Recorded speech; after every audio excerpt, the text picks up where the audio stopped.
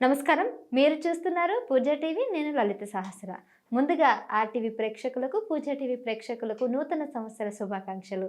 2026 సంవత్సరం మీరు ఖచ్చితంగా ఆనందంగా, అలాగే మీరు అనుకున్నవన్నీ కూడా విజయం సాధించాలని మా ఛానల్ తరఫున నేను కోరుకుంటున్నాం. అయితే 2026 సంవత్సరంలో ఎలా ఉండబోతుంది ఏంటి అనే ఉత్కంఠ మీలో కూడా ఉంది కదా!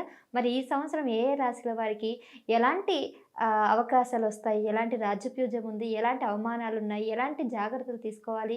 సో, ఏం చేస్తే వాళ్ళు పరిహారాలు ఎలా ఉంటాయి? అనే అంశాలన్నీ కూడా ఈరోజు మనం పూర్తిగా చర్చిద్దాం.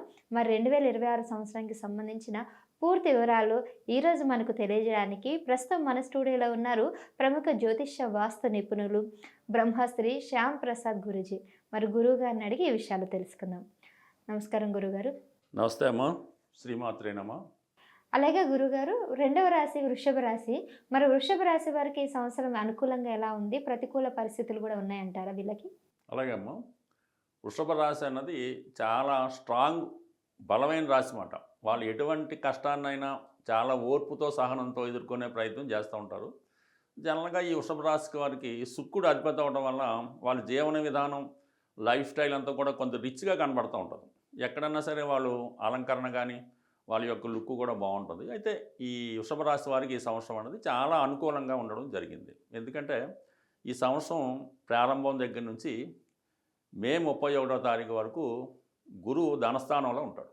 అంటే గురువు లాభాధిపతిగా ధనస్థానంలో ఉన్నప్పుడు కామన్గా వీళ్ళకి ఆర్థిక పరంగా చాలా అనుకూలంగా ఉంటుంది. లాభాధిపతి ధనస్థానంలో ఉన్నప్పుడు స్వయం కృషితో ధన సంపాదన చేయడం కానీ, స్నేహితుల వల్ల, అన్నదమ్ముల వల్ల వారి కుటుంబ అవసరాలకి ఆర్థిక పరంగా ధన సహకారం అంతా ఉంటుంది.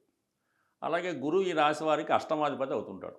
ఈ అష్టమాధిపతి ధనస్థానంలో ఉన్నప్పుడు ఒక విధమైనటువంటి ఆకస్మిక ధనలాభాన్ని ఇస్తూ ఉంటాడు. అది ఇన్సూరెన్స్ ద్వారా అవ్వచ్చు, లేదంటే మన పెద్దవాళ్ళు ఎవరన్నా వారసత్వంగా వాళ్ళు ఇన్సూరెన్స్ ద్వారా కానీ, వాళ్ళు మరణాంతరం కొంత ఆస్తి రాయడం కానీ జరుగుతూ ఉంటుంది. కొంతమందికి ప్రైజ్ మనీ కూడా వస్తూ ఉంటుంది. మొత్తం మీద ఏంటంటే వీళ్ళకి ధనయోగం మాత్రం చాలా అద్భుతంగా మే 31 వరకు ఉంటుంది. అలాగే కుటుంబంలో ఎక్కువ శుభకార్యాలు జరుగుతూ ఉంటాయి. ఎవరు బంధువులు రావడం, ఏదో చిన్న చిన్న ఫంక్షన్స్ జరగడం, ఈ పుట్టినరోజు వేడుకలు అలాంటివి కూడా చాలా ఆనందంగా వీళ్ళు మే 37 గడుపుతారు.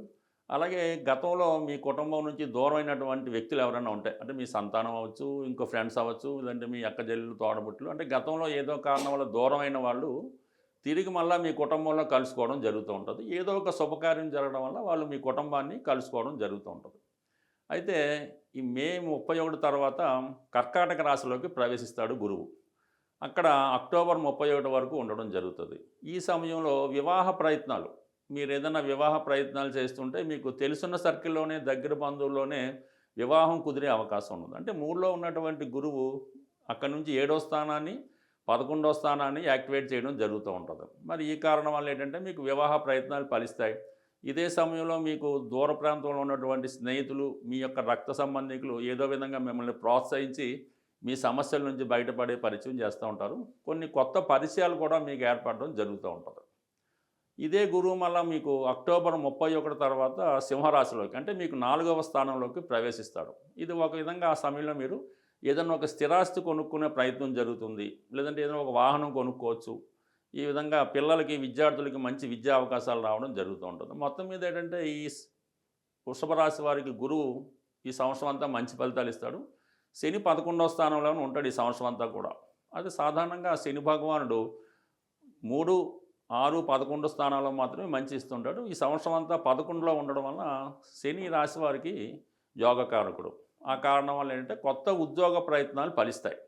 అలాగే ఉద్యోగపరంగా కొన్ని ప్రమోషన్ లాంటివి కూడా మీకు సమయంలో రావడం జరుగుతూ ఉంటుంది. రాహు దశమ స్థాన సంచారం వల్ల ఏమవుతుందంటే అటు సినిమా రంగంలో ఉన్న వాళ్ళకి, సాఫ్ట్వేర్ రంగంలో ఉన్న వాళ్ళకి కొన్ని కొత్త అవకాశాలు రావడం జరుగుతూ ఉంటుంది. అంటే ఓవరాల్గా పరిశీలించినప్పుడు మిగతా రాశులతో కంపేర్ చేసుకుంటే వృషభ రాశి వారికి చాలా ఉత్తమ ఫలితాలు ఈ సంవత్సరంలో రావడం జరుగుతుంది. అయినా ఈ వృషభ రాశి వారు ఇంకా బెటర్ ఫలితాల కోసం వీలైతే నెలకోసారో, వారానికోసారో లక్ష్మీ అష్టోత్తరాన్ని కానీ, కనకదార స్తోత్రాన్ని కానీ చదువుకుంటే వాళ్ళకి ఇంకా బెటర్ ఫలితాలు రావడం జరుగుతుంది. స్వస్తి.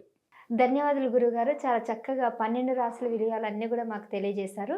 చూసారు కదండి, శ్యామ్ ప్రసాద్ గురుగారు చెప్పినట్టుగా మీరు ఖచ్చితంగా ఆ రాసుల వాళ్ళు చాలా జాగ్రత్తగా ఉండాలి. అటువంటి పరిహారాలు చేసినా, పూజలు చేసినా గూడా మీకు మంచి ఫలితాలు వస్తాయని అయితే చెప్తున్నారు. అయితే 4 రాసుల్ని, 4 గ్రహాలని ఆధారం చేసుకొని నడుచుకున్నటువంటి ఈ రాశి ఫలితాలు ఆయా రాశుల వరకు అలా ఉంటుందనేది మనం ప్రత్యేకంగా మనకు మనం ఒక కన్సల్ట్ జ్యోతిష్యుని గనుక కనుక్కొని మాట్లాడినట్లయితే మీకు పూర్తి వివరాలు తెలుస్తాయన్నమాట. ఇంకా దీనికి సంబంధించిన మీకు ఎటువంటి సందేహాలున్నా గూడా కింద కామెంట్ రూపంలో మాకు అడిగినట్లయితే తప్పకుండా గురూజీ గారిని మరోసారి వీడియోలో మరి యొక్క విషయాలు, మీ రాశి యొక్క విషయాలు గాని అవన్నీ గాని తెలుసుకునేందుకు మనం ప్రయత్నిద్దాం. సో చూస్తూనే ఉండండి ఆ పూజ టీవీ. మీకు ఇంకా మరిన్ని విషయాలు త్వరలోనే వస్తూనే ఉంటాయి. నమస్కారం.